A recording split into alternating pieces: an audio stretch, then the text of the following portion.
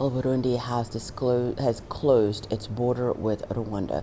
That's according to Burundi's Interior Minister Martin Niteretse. It comes after President Evariste Ndayishimiye accused Rwanda of backing the Red Tabara, a group based in the restive eastern part of the Democratic Republic of Congo.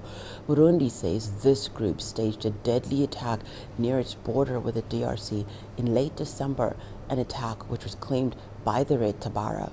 The Rwandan government denies any involvement with the attack or the group. Kigali, who only heard about the move through media reports, called it a violation of regional integration and cooperation. Well, let's rope in our correspondent Ethan Tashobia joining us on the phone from Dar es Salaam, Tanzania. Hi there, Ethan. Ethan, Rwanda has denied these claims by Burundi that it is supporting the rebel group. Tell us more about the government's response to these developments.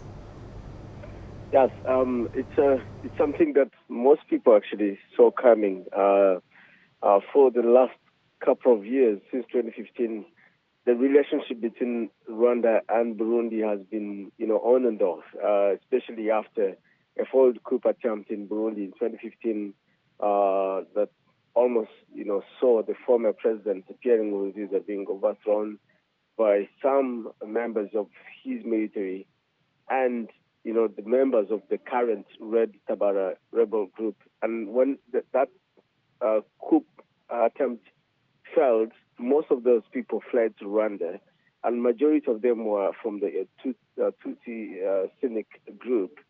And they went through Rwanda, and then they sought their refuge and regrouped in the eastern DRC and started, causing a few incursions in Burundi. And the fact that most of them fled to Rwanda and then they found their way to DRC, Rwanda becomes part of the equation of the attempt to sort of arm them and support them, because Burundian government thinks that the fact that they went through Rwanda to DRC, there's a relationship in there.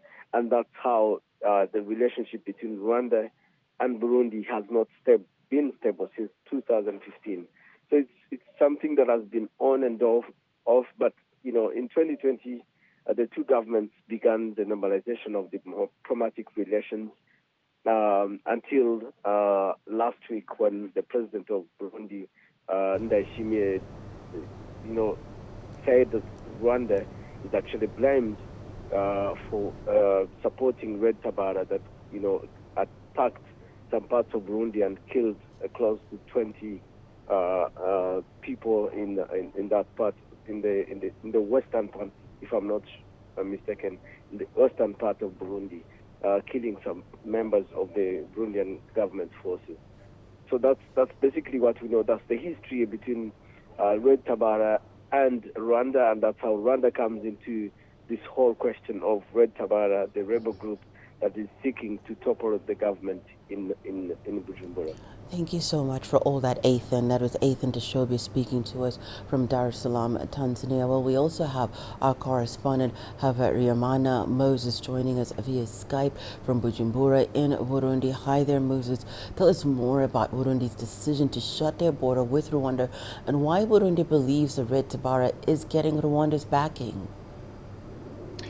Thank you so much. Actually, when you look about the history since 2015, this rebel group, Red Tabara, was actually formed after the failed of the 2015 when tried to post President Pierre Nkurunziza during the failed coup. So actually, Burundi believes that these are the same people who fled to neighboring Rwanda, and now they formed an armed group to fight against the government since 2015. And the recent attack in Gatumba sparked, actually, there was quite a little bit of hope that the normalization of the relations will be good with the new administration of President Evariste Ndayishimiye since he took over the office in 2020. And We have seen President Paul Kagame also visiting Bujumbura for the first time after more than 5 years.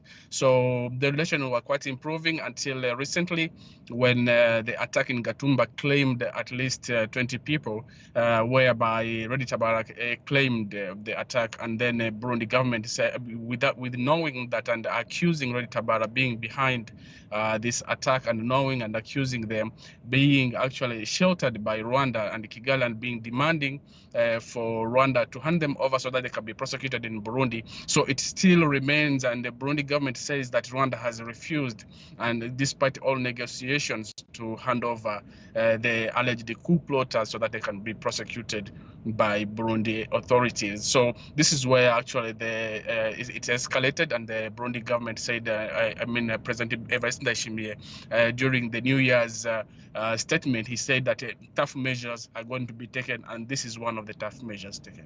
Well, talking about this tough measure and this new development, Moses, how does this closure of the border affect Burundians?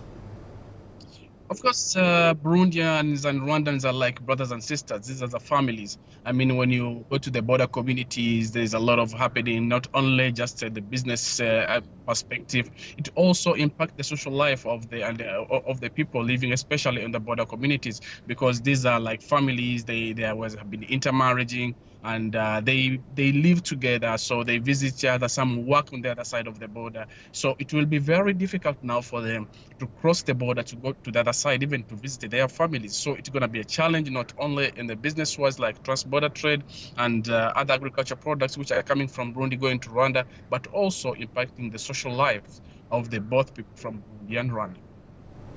Thank you so much for all that, Moses Habyarimana. Moses in Bujumbura, Burundi.